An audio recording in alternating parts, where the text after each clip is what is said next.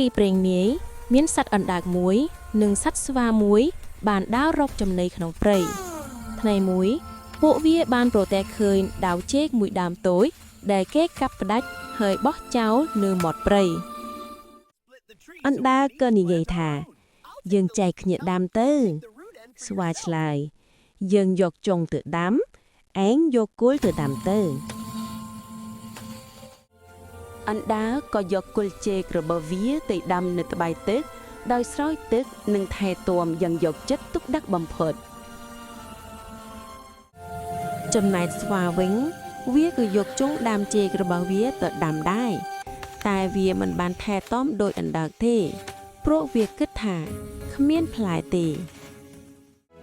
ស្វាឃើញចេករបស់អណ្ដើកទុំរនឹងរណោងក៏នឹកចង់ស៊ីតែដោយសារតែអណ្ដើកឡើងដើមឈើមិនកើតវាទើបនឹកឃើញល្បិចមួយស្វាក៏បបួលអណ្ដើកថាអណ្ដើក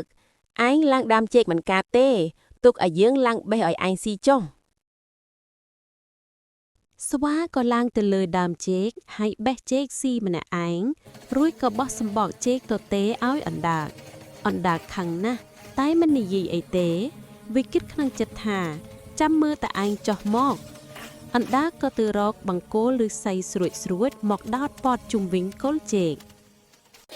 ពេលស្វាស៊ីឆ្អែតវាក៏ចុះមកវិញមិនបានមើលបង្គោលឫស្សី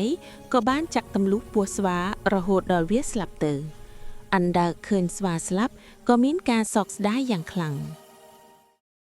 រឿងនេះបង្រៀនយើងថាការក្បត់មិត្តនិងភាពលោភលន់នឹងនាំមកនូវគ្រោះថ្នាក់និងសេចក្តីវិនាសចំពោះខ្លួនឯង